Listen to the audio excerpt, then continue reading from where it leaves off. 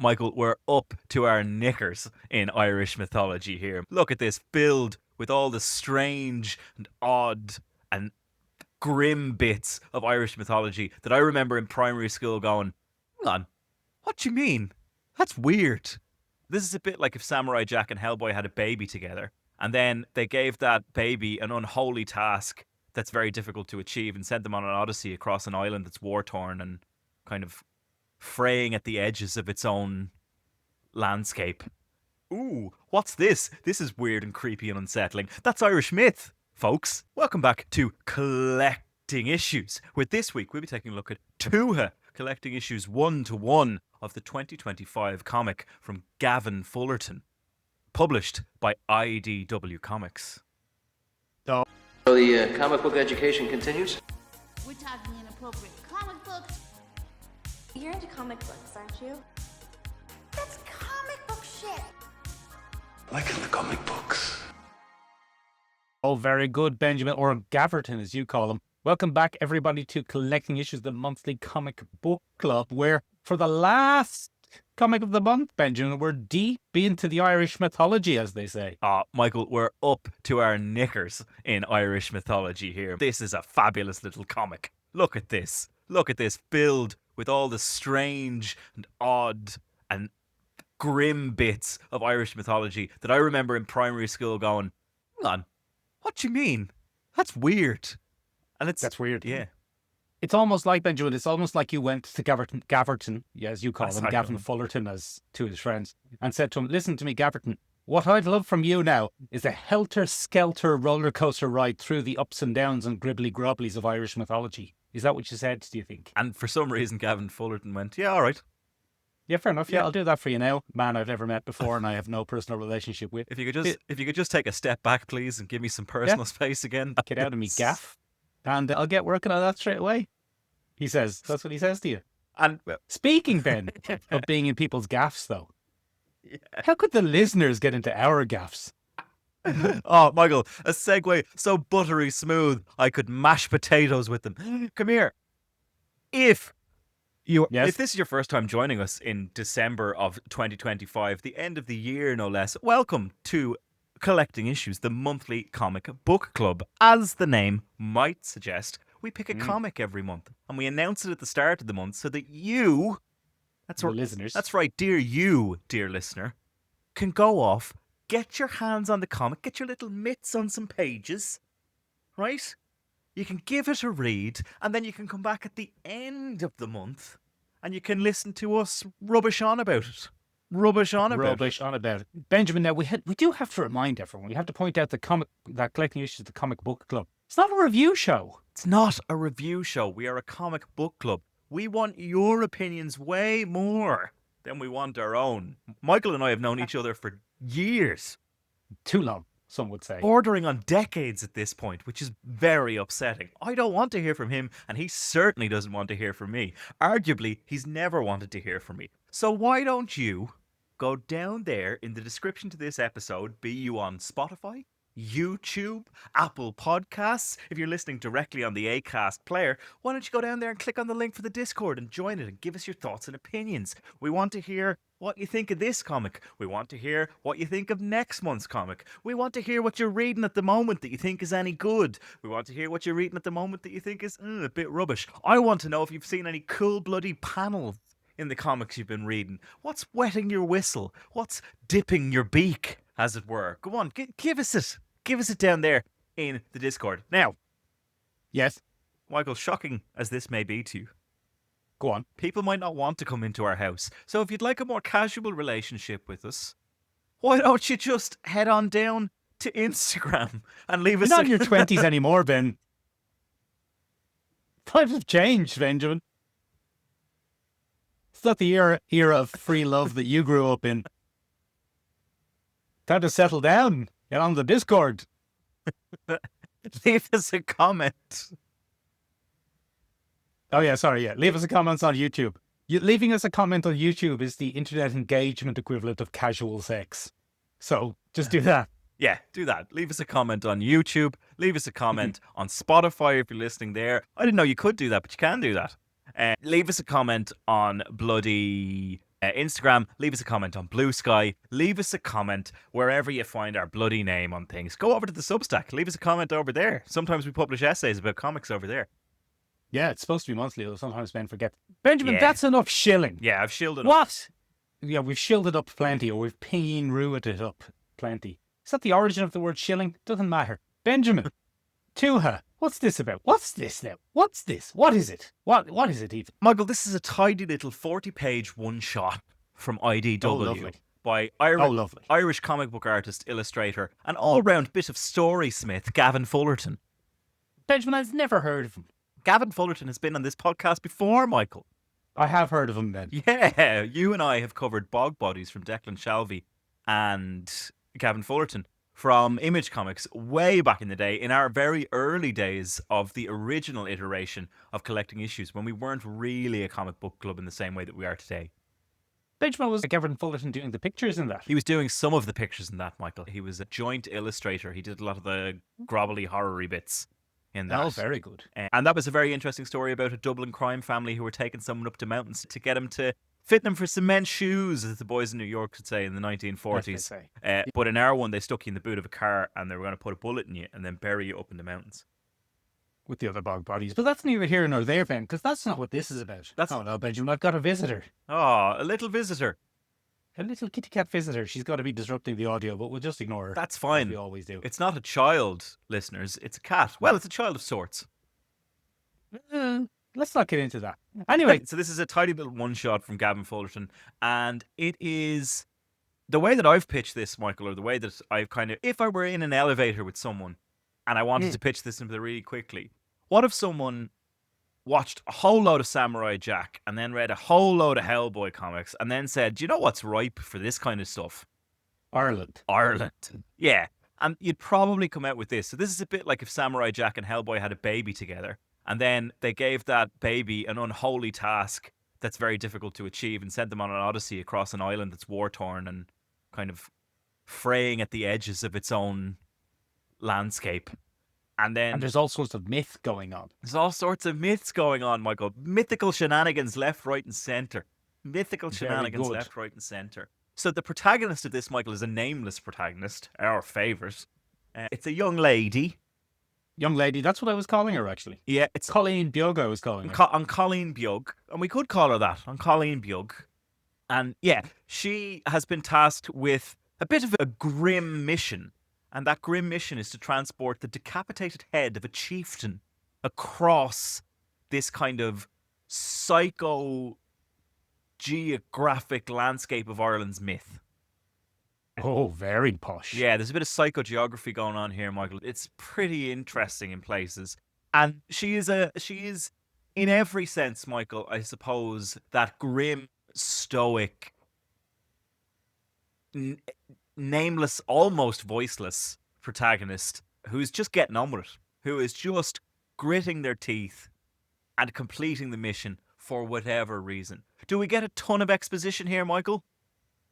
Very little. No. Almost none. Almost none. In fact, you'd kind of want to know what's going on in a lot of cases, because a lot of what's going on feels very much like, I was reading it, Ben, and I saw, for example, there's one scene where she's passing through a very famous incident from Irish mythology. We'll get into the depths of it a bit later. Very famous. And then very famous, probably the most famous. In fact, we've done an issue about it. Yeah. But then she passes off an axe to a small little character. And my initial reaction was, bit of sequel bait there. But it's not, Ben, is it? No, it's not. It's a bit of Irish mythology reference. There are lots. If you don't already know the Irish mythology behind this, you're just getting sideways glimpses into little incidents and going, ooh, what's this? This is weird and creepy and unsettling. That's Irish myth, folks. That's what it is. It's weird and creepy and imagine unsettling. if the rubbish thing happened. Yeah. And I think Gavin Fullerton does a pretty stellar job here of the glimpses of Irish myth that are littered about the place. Look, full disclosure here, this is in my opinion, a bit of a visual narrative masterwork. I think this is remarkably well put together. We've talked before, Michael, about cinematic comics from the likes of Brian Hitch. And, that cinematic quality in the broader panels that stack on a page as opposed to the classic 9x9 grid which you'd associate with comics. These have big broad panels that stack on top of each other and kind of give everything room to breathe. And Gavin Fullerton does a phenomenal job of it from start to finish. I'm really struggling with his name. You genuinely struggle not to call him Gaverton. I love this. Benjamin, yes. You know what it reminded me visually of? It reminded me of an Irish take on The Green Knight. Yeah, it's got that in it.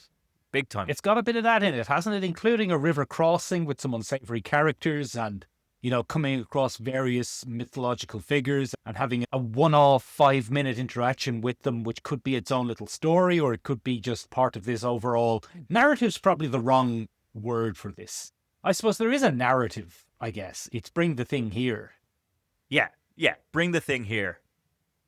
But it's more of a quest than a narrative. And then little incidents happen, which in a less principled, in a more kind of just try and milk the last bit of everything out of it.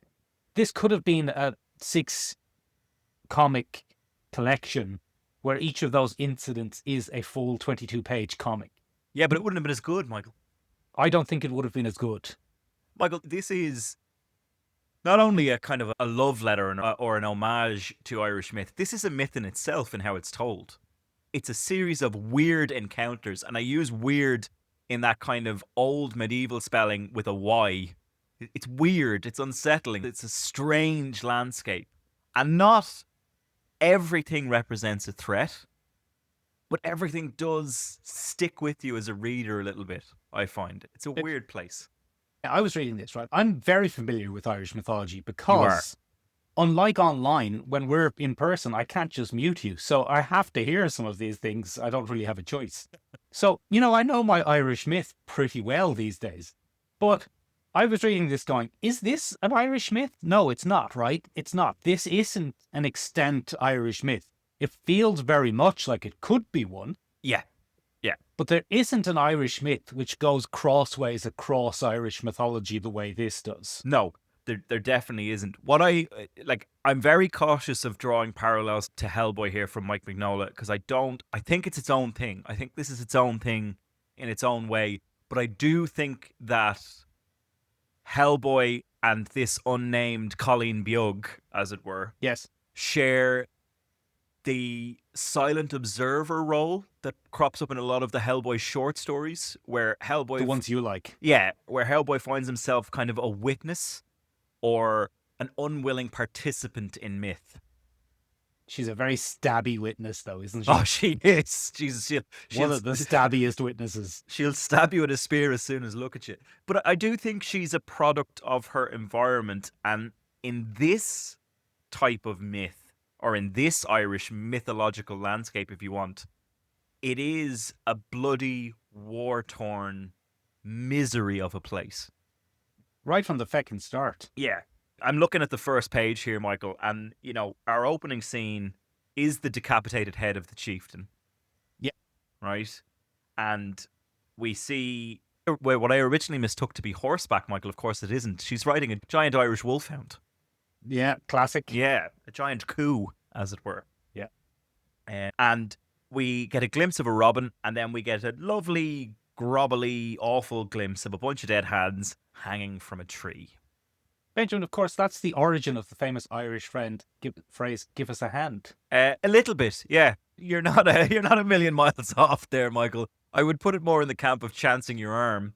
Okay, that makes more sense. I was just making up bollocks. Yeah. Benjamin, but even the robin, like, the instant you open this and you see a robin, you know those uneducated foreigners are going, oh, it's a Christmas tale. But Irish people are going, oh, it's someone's dead relative. Oh, Someone's no. dead relative is watching. Yeah, so robins in our mythology, Michael, are a grim portent, an omen of people to die. So it sets out its stall pretty solidly here that this is going to be... This isn't a Christmas jaunt. This isn't a noble task. This is going to be pretty awful for this unnamed protagonist that has to do this. The hand as well is interesting. So we do have certain myths, Michael, to do with severed hands. One of the most famous being the Red Hand of Ulster. And the Red Hand of Ulster, Michael, is a famous tale where, as a group, we're sailing towards the north of Ireland, Ulster, for us. They made a pact, a series of chieftains made a pact on the boat, and it was the first hand to touch the land would claim it as their own. So while everyone was racing to get to the shores of Ulster, one chieftain made the big play, as it were, and lopped off his own hand and threw it ahead of his boat. And so his Classic red, Northerners. bloodied, severed hand slapped down on the shore first, and he got to claim it as his own. So that's, and while I don't think there's any great depth of symbology in this comic, or necessarily that it relates directly to that myth. No, what I mean by that. Let me step back from that. What I mean is, while I don't think this image of a severed hand directly relates to that myth, I do think it symbolizes the fact that this country is covered in savage acts or, desperate acts of war and conquest. And I think, this opening setting here, it then moves on to this beautiful landscape illustration from Gavin Fullerton and a very cinematic chase up a mountain. Yeah. Very, very Irish. Very Very Irish. Glendalough. Very fucking any sort of mystical valley of fog and mists and getting lost and getting your bum pinched by goblins. Oh yeah, it's you've hiked up a mountain like that at some point. You've seen that red kind of tufty leaf grass cover a mountain at the base. Do you mean heather, Ben? I mean heather. I mean Is heather. that the word you were looking for? I mean, red tufty leaf grass. Knew what it was, didn't you? You fuck. Yeah. Tell us you're a man who's never been outside without telling us you're a man who's never been outside. Look, I never listened to people when they told me to go touch heather when I spent too much time online. I didn't listen to them back then. But, I do think that Gavin Fullerton is setting out his stall pretty early on here and really underlining the fact that this isn't the myth that you buy in a storybook from the Leprechaun Museum on Jervis Street. This isn't... It's moved. It's all right, okay. Yeah. I really don't go outside much, ladies and gents. But Leprechaun Museum's great, by the way. If you the entrance hall to the Leprechaun Museum is exactly what you're deriding, but then once you get inside, you start getting into this shit. Yeah, go on. You tell them more about the Leprechaun Museum and see if we can get a partnership there. So the entrance room is like, look at the leprechauns, look at the pot of gold. But then as soon as they get you in, they say, now forget about all that shit. Let's have a look at real Irish mythology. And it's actually very good. All right, well, I retract my original statement. Yeah, fair enough. What I meant to say was this is not the sanitized mythology that we are fed in primary school. Maybe is perhaps a better way to put that. Because in the early days of your myth, as you should with children, you get a very sanitized version of the heroes and everything's very clean and very tidy and everyone's very noble. But I think this comic is saying, actually, the events of Irish mythology and folklore are very bloody and very grim. And I don't think we should forget that. I think that's probably an important thing not to forget. So the initial journeying or the initial odyssey that this character takes leads them to that very famous event, Michael, that you were speaking about. The famous event, which is not, I'll translate it into English. Look at the size of that bull. Look at the size of that bull. And one of the things I really like about this is, my God, that's a large bull. Massive bull. Yeah. Huge big fella. That's a large bull. What I enjoy about this, Michael, is very often when we see that depicted, the bull is fairly big. It's a hefty bull, right? Yeah, big one, big bull. But this is a massive fuck-off bull, Michael. And of course, what's being referenced is we get a little glimpse of a very angry woman, a queen as it turns out. A queen, as you might know from other legends. Yeah, and of course what we're seeing there, Michael, is the tawn. And we're seeing the debasement of the black bull.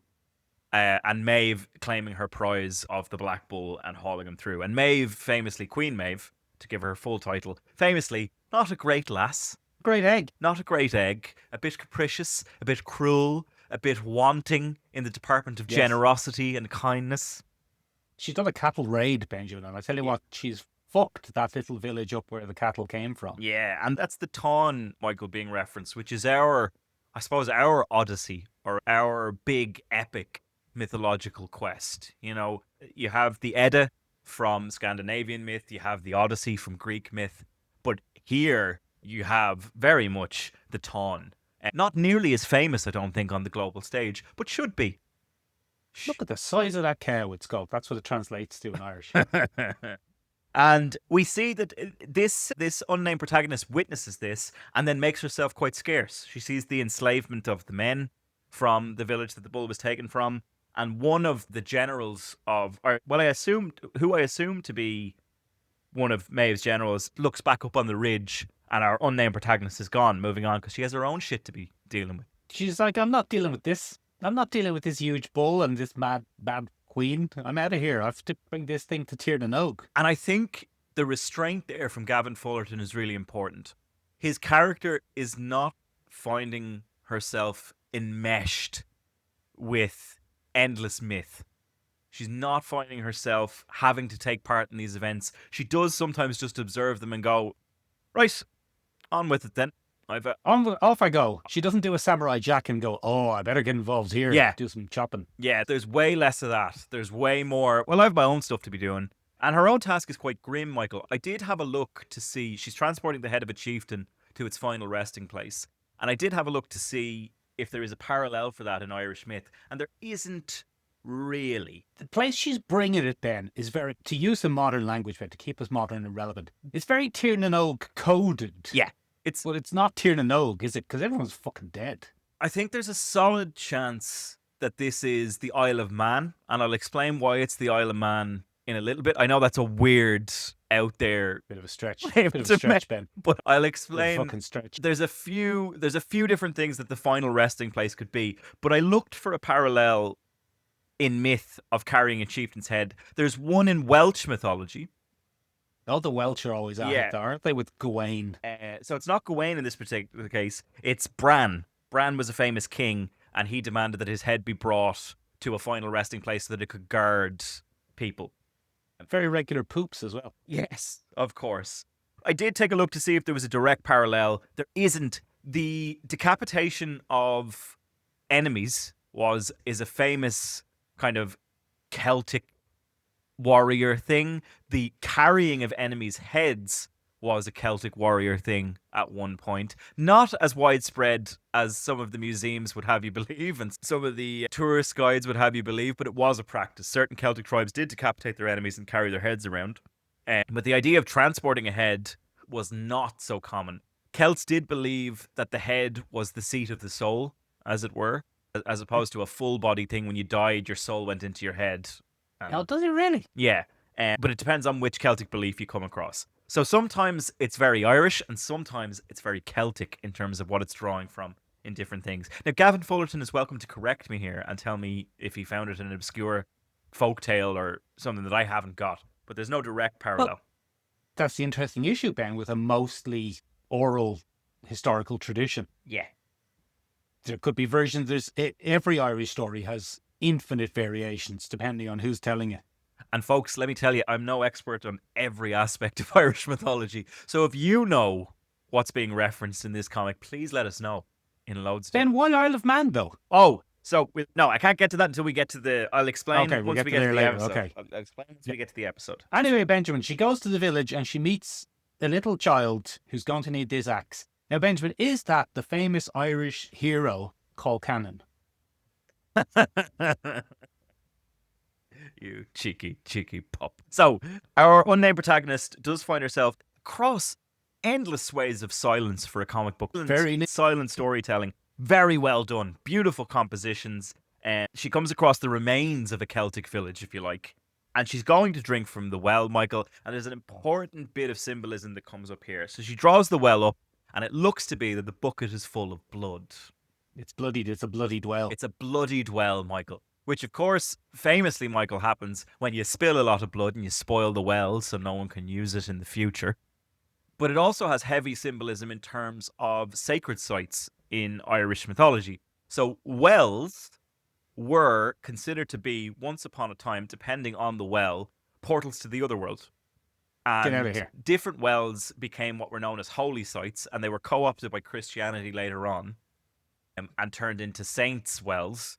But it's like St. Patrick. Like St. Patrick or something like that. But once upon a time, Michael, different wells did different things. One of the most famous ones being Nectan's Well, or Nyachtans Well, it depends on what way you pronounce it. That was a guarded well of forbidden knowledge from the Tuatha, who were Irish gods, if you like. And Nectin was the guardian of this particular well. And if anybody approached that well who wasn't Nectin or his followers, it would do horrific things to them. So it would rip out their eyes with water, and it would do awful things to them. So it would really punish those who kind of came along. Then there's the Well of the Seven Heads. The Well of the Seven Heads is something in Scotland, not in Ireland.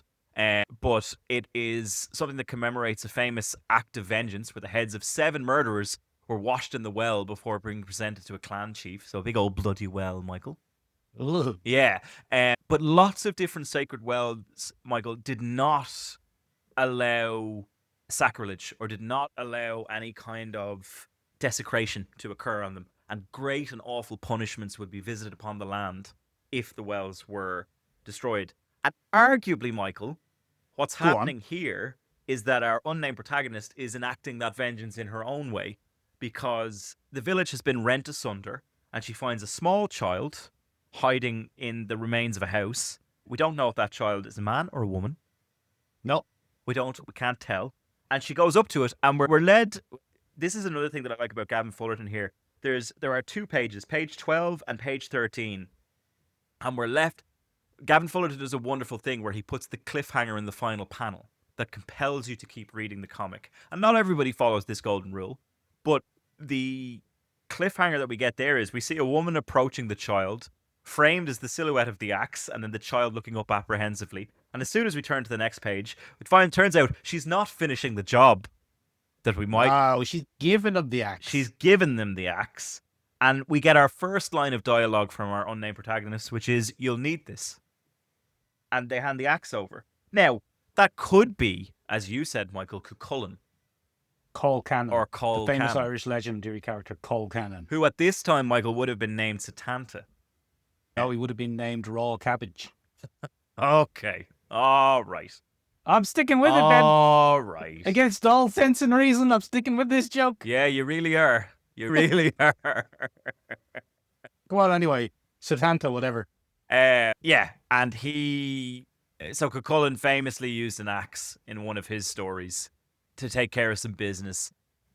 It doesn't really line up with the rest of the ton, because at that stage, by the time Maeve has the bull, Cuchulainn is dead. Yeah, he dies. He dies tied to the rock, if you remember. However, Yeah. I don't think, again, it's not necessary. This is not a linear world. I'm not certain. This is not a linear world. This is an entire belief system coming to an end. This is a world that is slowly being forgotten, I think. Is that what it is? Are you getting a Dark Souls vibe off it? Almost. I think this is an entire mythological cycle taking its last breath. Or that's certainly how I took it as I read through. You often get that feeling from pieces with few characters and little dialogue. Yeah. I mean, that's how you express that feeling, isn't it? You don't have like a richly developed world full of characters all talking about how bad things are and it's coming towards the end. Yeah. That's just lip service. Yeah. But having very few characters bumping into each other, maybe that don't make sense to be bumping into each other, gives a sense of, things are closing in. Yeah. It's a smaller world. Okay, I can see that. I don't know that I felt that when I was reading it, but I can now most certainly retroactively feel it. And if I was to take my biggest swing of interpretation All right. on this, Michael, is she's traveling backwards through Irish myth. Backwards, get out of here. So that would make sense then. Yeah. That would make sense that she sees the big cow and says, Jesus, would you look at the size of that cow? And then she meets young Cuchulainn. Cannon, Yeah. and kind of starts him off on his road. And the reason that I say that as well, Michael, is because the opening panels of this comic are very human. Go So, on. Maeve is not a god. Maeve is a queen who wants a big bull. Very big bull, though, then. That destroyed village seems to have been done by Maeve's army, or a similar act of violence, But then we come to the river vignette, if you like. And this is where things start to get a bit more mythy-withy. Okay, this is where me and you come out of the trees and go, you're not getting past our... There's a little bit of that. There's a little bit of that. So our unnamed protagonist finds herself at a river. She's just taking a sip. Her big old wolfhound's taking a sip. Again, spectacular visual storytelling happening here. Beautiful paneling. And again, following that golden rule of a cliffhanger on the final panel so you turn the page. And it's, her dog growls. She whips around and an arrow flies at her on the next page and sticks in the head of the chieftain that she's carrying around. And then we're kind of greeted with this. This is the most Samurai Jack thing, I think, of the entire comic for me.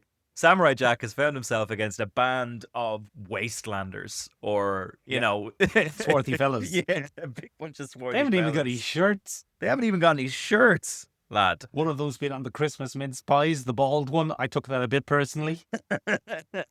You and me both. You and me both. I would have actually said the fellow with the shield and the handlebar mustache was more Mick than Mr. Mince Pies. But Famous Irish mythological character. Mr. Mince Mr. Pies. Mince Pies. Far on mince pie, as he's known in Irish, of course. So what happens there is it's essentially a group of bandits who have established a toll, Michael, an unofficial toll, or so they claim. Like the M50s, is he? You're telling me. Bloody bunch of bandits. You what? Oh, some very modern Irish commentary there, folks. You're in welcome. the middle. You're welcome. But they come across, anyway, they have decided that this young one shouldn't be there and they're going to mess her up, essentially. And one of the guys comes out on a giant elk, which is an old species of megafauna from our prehistoric period, Michael. It's gone now. Extinct now. Yeah. Extinct. Gone now, but it's essentially a giant buck. It's a big, huge deer. It's a big, huge deer. And it's a bit of megafauna, not unlike her giant wolfhound. Although they did really exist, which wolfhounds the size of hers is pure mythology. Yeah. But unless she's very little, I suppose. It could be that, but I don't think so, given what we see happen in the next couple of pages. Yeah. Again, I looked for a parallel here, Michael, to Irish myth, and I couldn't really find anything. Oh, really? You see, there was me thinking, this is a character I don't know, because like a man coming out of the forest riding a giant deer, it's very Lord of the Rings. It's very J.R.R. Tolkien's elves. But they don't usually have skulls dangling off the antlers, and they're not usually shits. Well, they are shits, but different kind of shits. They're more posh English shits rather than river bandit shits. Yeah. I struggled with that because, again, I didn't know if there was a direct figure, and there could be that I'm not aware of. But I did a bit of digging, and at first I thought this might be Gavin Fullerton's version of Fionn and the Fianna. Okay. Who are a bit more chancer than noble hero, a bit more mercenary overall. Yeah, okay. Which is, and, river and salmon and fish and stuff. Yeah, so I didn't know if that kind of fed into it. I was curious as to whether or not that might be it. And I don't think it is, because there's nothing to signify that this guy might be a hero of some sort. Or no, he's a shitbag. He's a shitbag. And then I looked up giant stag myths to see if there was anything to do with that. I tried to figure out, and there isn't. There's no great myth. There's Cernunnos, who's a Celtic god of the forest kind of gig. And there's Pan, but this guy doesn't display any mythological kind of No, I think tendency. he's just a fella who's managed to tame a giant deer and is used it to be threatening. Yeah, and then he has a bunch of decaying heads hung about the antlers and stuff, and that's pretty messed up, Yeah, So glad he gets stabbed. glad he gets stabbed. So yeah, Cernunnos is kind of a horn-headed god from Celtic myth, but he's not incredibly common, and he's more Gallic than he is Gaelic, if you like. So if you're into your French mythology, you'd probably be more into that. But he could be there. Garlic bread. There's a lot of Celtic stuff happening. Anyway, she's having none of it. He tries to claim that it's his. He's trying to claim that it's his river, and it's their river, and it belongs to them. He says, "We run the river from source to mouth, clan and kin sharing its bounty, and none of the others, certainly not corpse-carrying girls." And that was my only indication that it was a girl. I hadn't figured out whether it was a boy or a girl up until that point. Oh, really? I assumed it was a girl right from the beginning. Benjamin, she gives him a good old stabbing, though, with a very... Oh, God, I've lost the word. A very specific weapon. Yeah. So she goes for the spear that she's been carrying on her back from the get-go for us. And now, Irish mythology, Ben, loves a spear. Oh, listen, Michael, give me a fear Bullock over a sword any day. Give us that. No, not Fear Bullock. Schley Bullock. Is it? Gay Bullock. Gay Bullock. God damn it. Or, to translate it into English, Ben, the queer stomach. Yeah, Fear Bullock do... That's not what that means. That's what it means. I'm doing a bit, Ben, where I translate Yeah. Irish badly. Yeah. I don't know if you've noticed. Sorry, Fear Bullock is another name for Morians, and they do come up a little bit later in this, Oh, back. folks. But the Gay Bullock is the mythological spear used by none other than Cuchulainn, who we just spoke about. And the Gay Bullock is a lethal owl spear that was used by him to hold off whole armies of people. There's no indication that this is that. No. But it doesn't really matter because you've got an Irish mythological character leaping about the place, being all agile, stabbing people with spears. And that's very much the image. Yeah. We're not about the swords and shields and hammers so much Yeah. as we are about stabbing people with a big long spear. And I think, again, it's a nice touch by Gavin Fullerton to really ground this in Irish Celtic myth. This person isn't traveling with a sword. This person isn't traveling with an axe. This person is traveling with the spear, and it's their preferred weapon of choice. It's very Irish in that way. And then we're treated to a phenomenal flurry of action then, witnessed only by the decapitated king and the man on the deer. They all wade into the water and they begin to wage war. She's absolutely lethal with the spear, and her wolfhound is a force to be reckoned with. And they pretty much make tidy work of the bandits or the mercenaries or whatever you want to call them. And the page, it's page 18 if you're reading, but page 18 is beautifully bookended from one side of the river with the decapitated chieftain watching the action, and it ends at the other end, is bookended on the other end with the deer riding chieftain witnessing the action. And in between is absolute carnage. Yeah. And then Benjamin, right at the end, she pulls the arrow out of his head. Yes.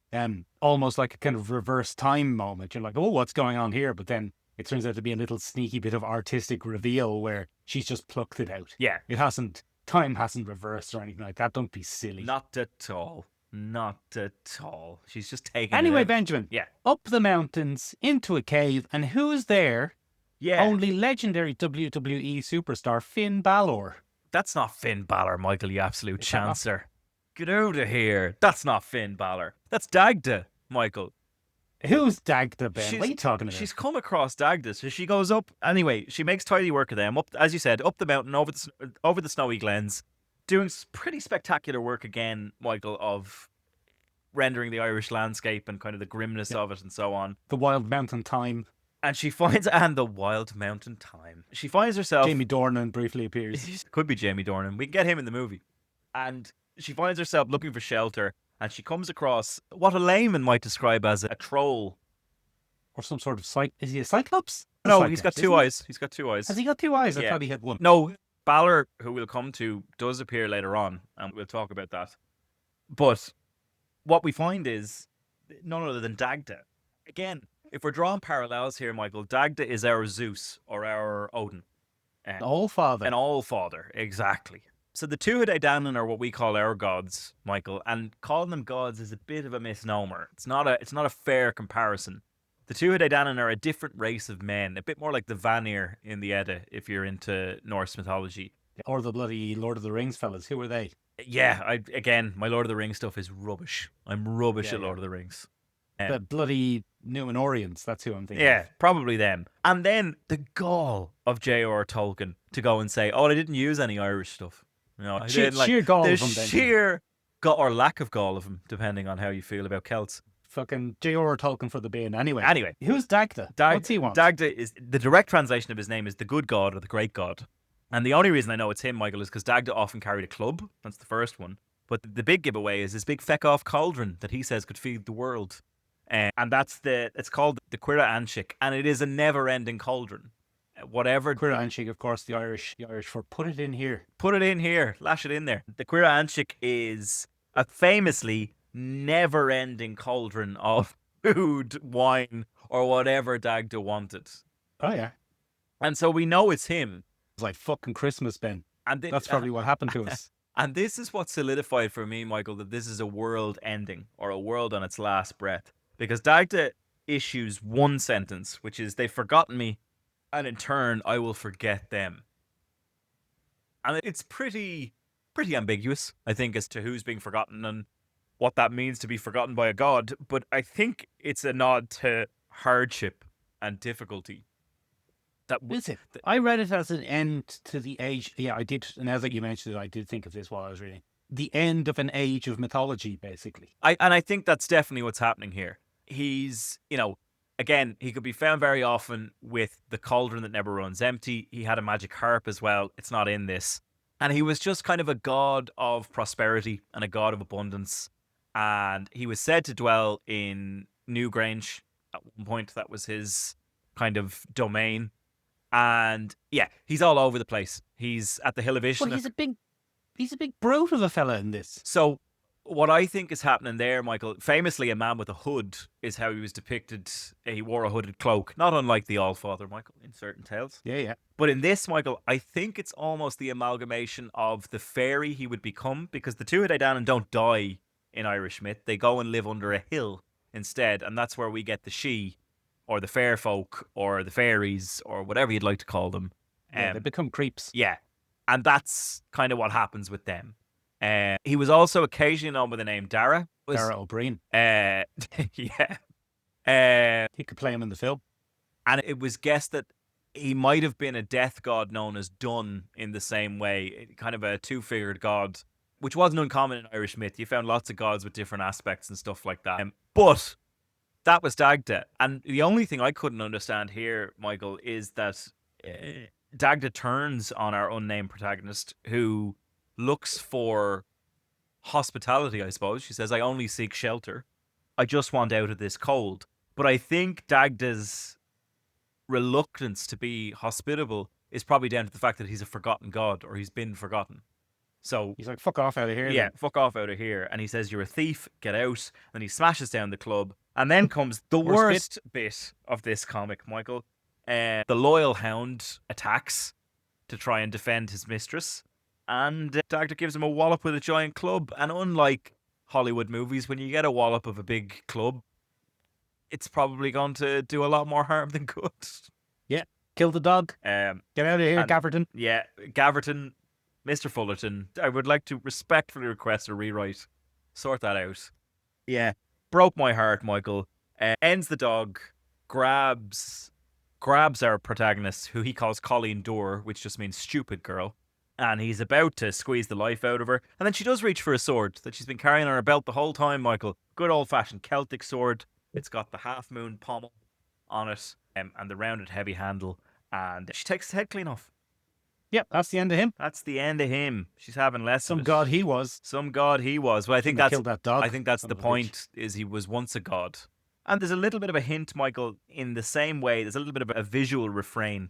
At the very start of the sequence, where she goes into the cave, we get a glimpse of what's in the cauldron. And it looks to be a crimson liquid, not unlike the blood that we saw in the well.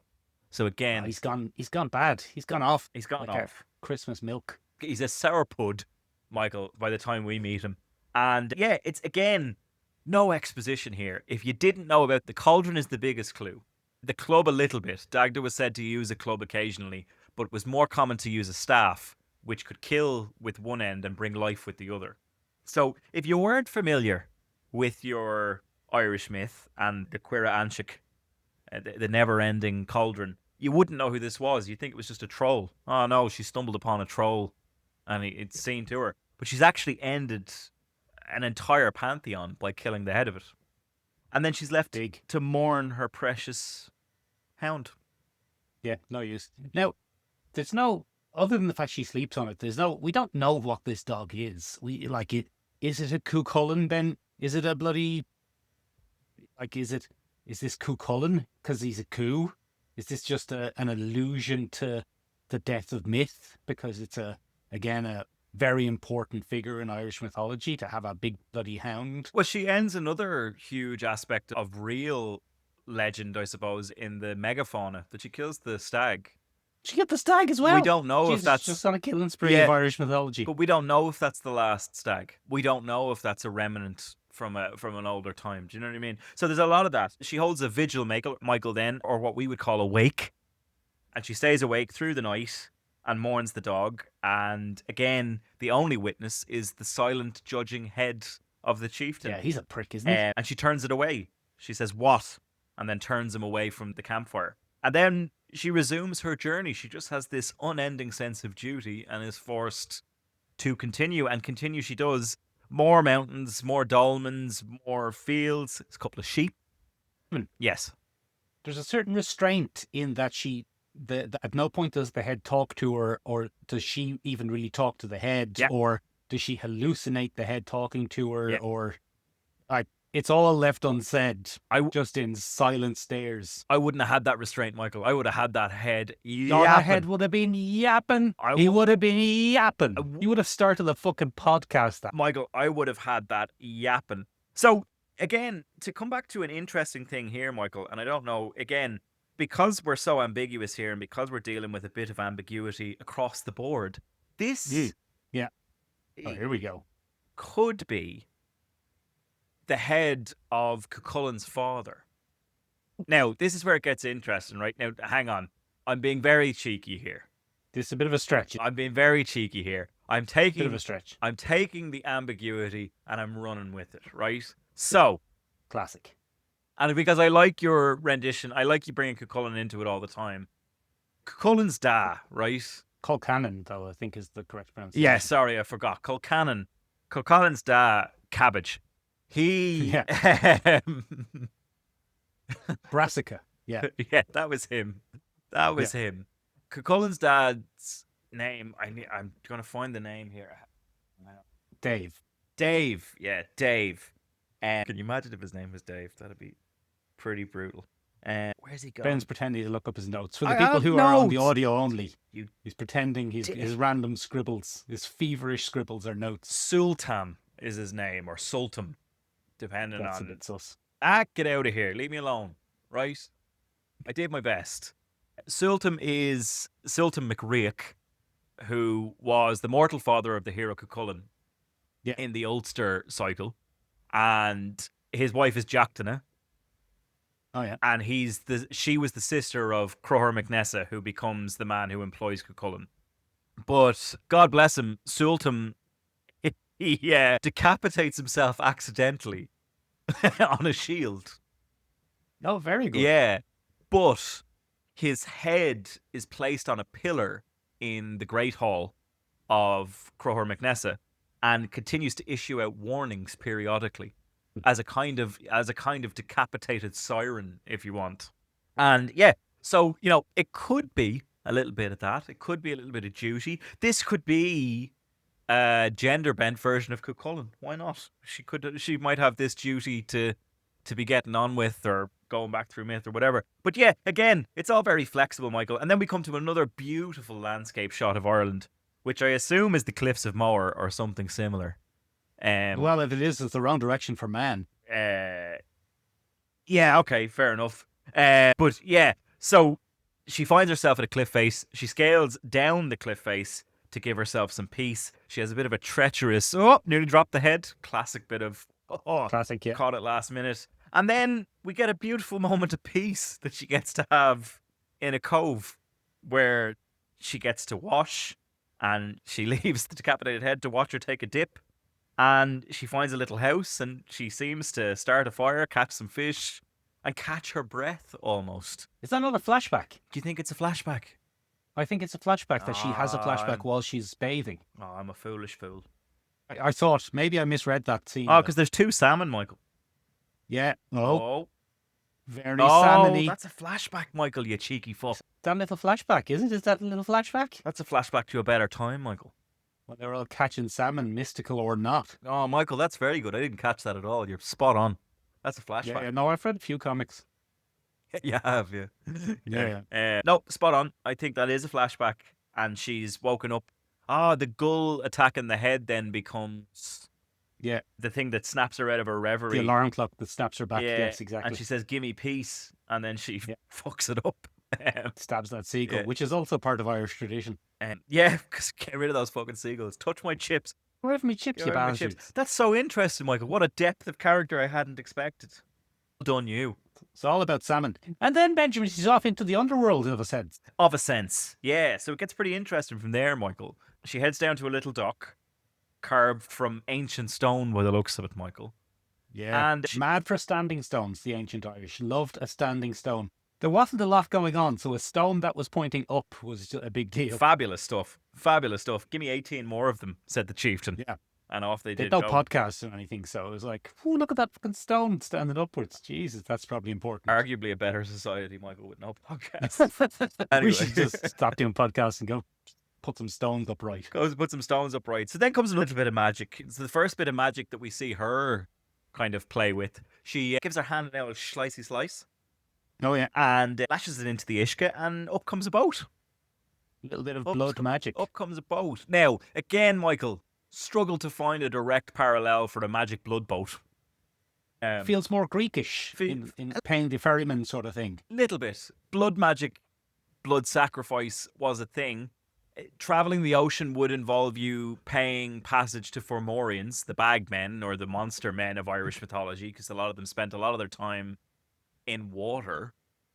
But yeah, again, finding a direct parallel for me was very difficult. But anyway, she does this. She sacrifices blood and she gets a boat.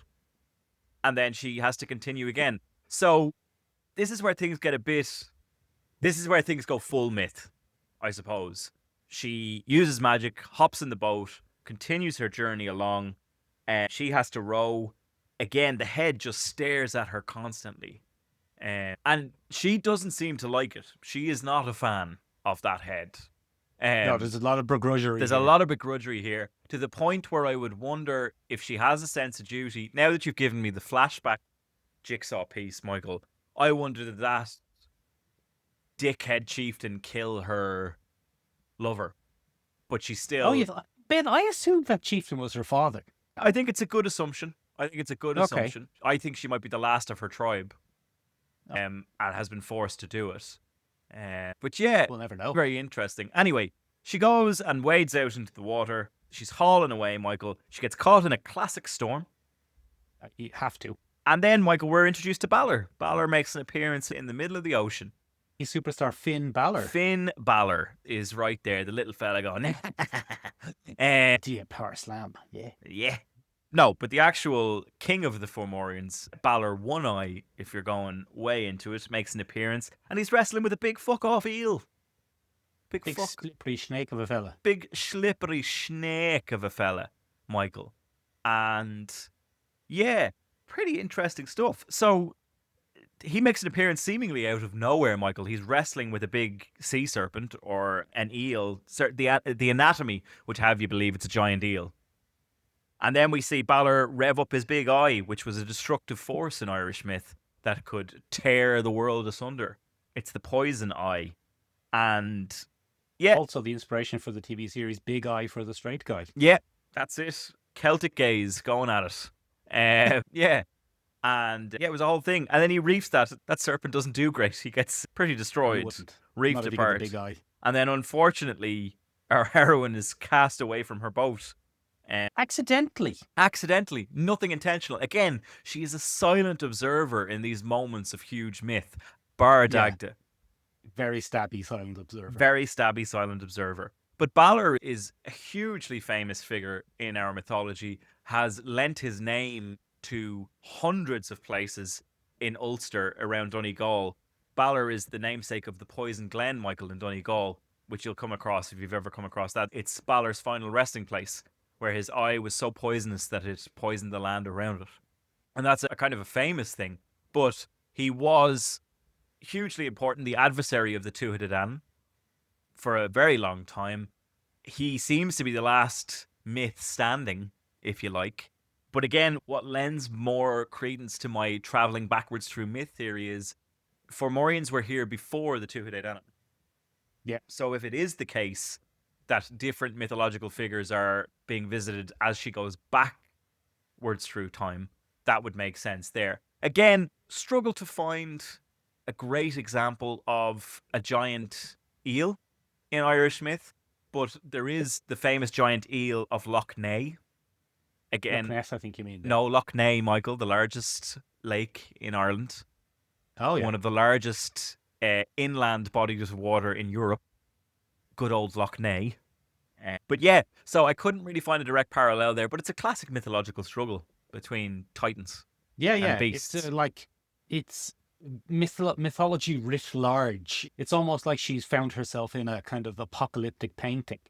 And it feels almost like she's just going to go past it as a kind of Neil Gaiman-esque, oh, look, something wildly huge is happening over there. Yeah.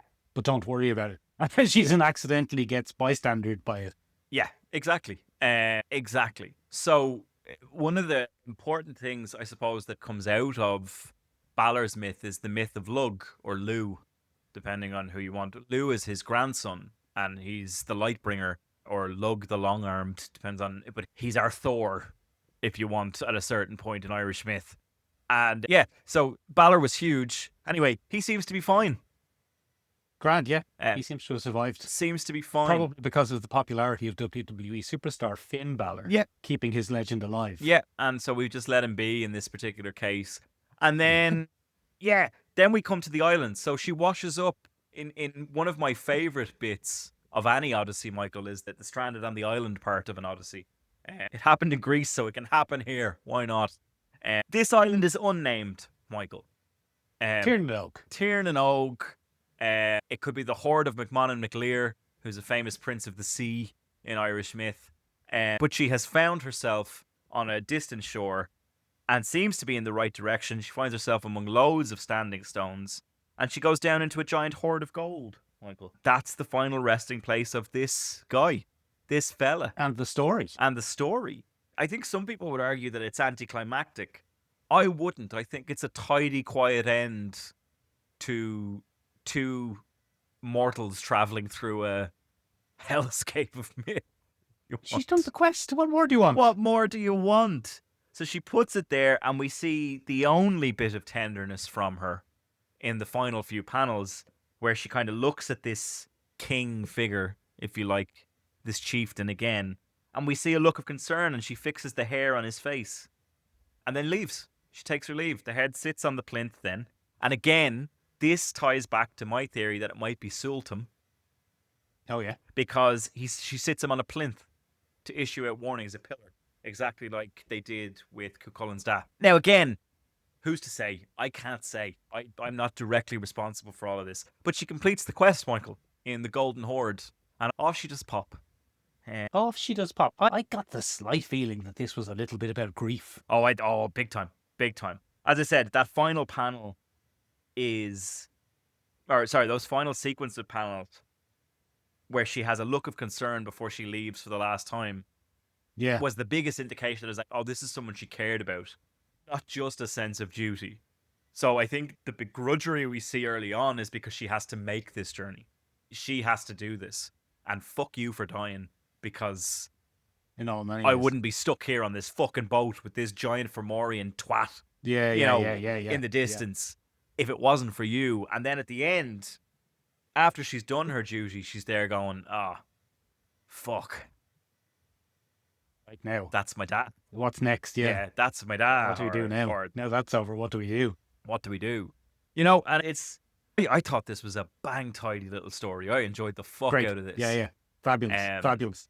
Very nice for us, Benjamin, to only have a 40-page read with very little dialogue, where you could just really luxuriate in the imagery and the meaning and the flow of it, rather than, I really have to understand what's going on here. Yeah. Now, we're preloaded with healthy knowledge of Celtic mythology. Yeah. How does this read to someone who knows nothing about Celtic mythology? Do they need a primer, or will they be grand? They'll be grand. I think they'll be grand. It's a story of myth. Will you come around there, Gaff, and do a primer? Yeah, look, there's a little buy me a coffee link down below there, guys. No, there isn't. No, there isn't. We don't make many money off this podcast, folks. No, it costs money. It costs money. It costs us money. But come here, if you didn't have a primer in this, Michael, I think, full props to Gavin Fullerton here, this is very well told. This is very well told for a largely silent story. This is a testament to what someone can do when they get comics and when they understand illustration to the degree that Gavin Fullerton does. I think this is, as you said, Michael, this is a story of grief.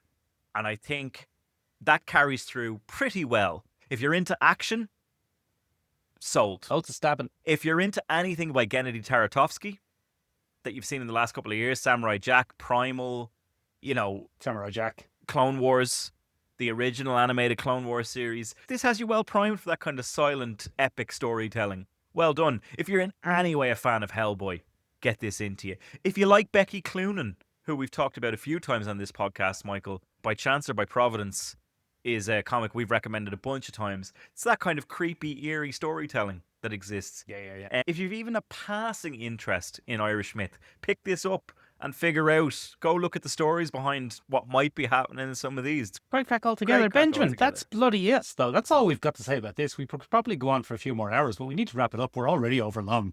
What about next year? Oh, Michael, this is the last episode that is coming to you quite literally on the 31st of December 2025, but we do have an eye towards the lovely 2026. We are a monthly comic book club, and we're unusually organised.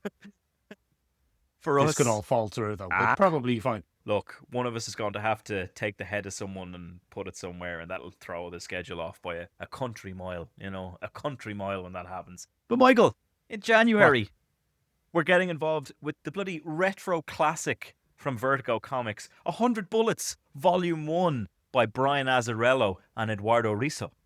I've never read it, Ben. That's kind of exciting. Michael got very excited. He was like, can we just do that? And I said, yeah, don't... I've never read it. I want to read it. I've never read it. I said, it's your book club too, Michael.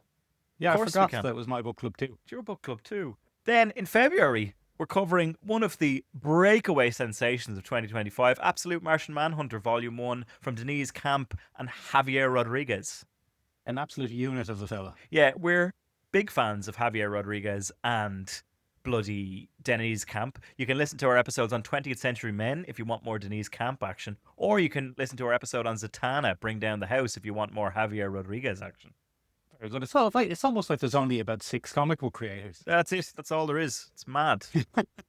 Mad. It's really insane. Then, Michael, in March, we're tackling a titan. We're tackling Bone by Jeff Smith in March. Benjamin, I've heard a lot about it. I've never seen or read a single page of it. No, but we're doing it. We're getting involved. All right. We're getting involved. Volume 1, I hope. Not the whole thing, because I think it's quite a lot. No, we're going to go through Volume 1, Michael. We don't have the time to be doing epics. Come on. We don't. Give us a bit of We don't. Give us a bit of breathing room. If that's not enough to wet your whistle, we're going back to some classic superhero shenanigans in April with Ultimate Spider-Man Jonathan Hickman. from Jonathan Probably Hickman. universes involved. There's universes involved. And then we're doing a bit more Denise Camp, Michael, in May, because it's my birthday month and we're picking a comic that I'd like to take a look at, which is Assorted Crisis Events, another critical darling from 2025. We're taking a look at that. And then, Michael, as far ahead as we've mapped, bloody Supergirl, Woman of Tomorrow is coming out in June, starring Millie Alcock, not by James Gunn, so stop saying it looks like Guardians of the Galaxy, right? Give over. Stop it. Is it not by James He's Gunn? not directing it. Get out of here. Who's doing it? You're wrong. I don't know, but it's not James Gunn. How is that not? Okay. So you can get out of here with that. But we're going to read the comic from Tom Gunn and Bilquis. I think it's Bilquis Everly. No, I believe is how it's said. Phenomenal artist. Good old comic book writer. We're reading Supergirl, Woman of Tomorrow for June of 2026. That's 6 Jesus, we're miles months ahead of ourselves. of reading. Put it on your to be read. You've plenty of time to be getting your hands on them. Go on. We want to hear. Go on now. We do want to hear your suggestions, though, for other comics that you might like to hear a mini episode on. So if you're reading anything interesting at the end of 2025 or into 2026, why don't you just Hop tell up on us? the Discord. Let us know. Hop up on it. That is it from us. If you enjoyed this episode, if you know someone who enjoys Irish myth, send it to them. Go on. Lash it up there. Share it on your socials. Or better yet, give us a review wherever you're listening. Follow along on Acast. Follow along on Spotify. Leave us a comment. Leave us a review. Be nice to us. It's the end of the year. That could be your It's the Christmas end of the year. present. Shill harder, Ben. Shill more. harder. I've ping and ruined to my heart's content. That's it from us this month, folks. See you And in this year. 2026. We had a fab Ben. year. Thanks. Ben. Uh. We'll see you next year. Oh, Oh. lovely stuff. Lovely stuff. All right. Bye now. Bye.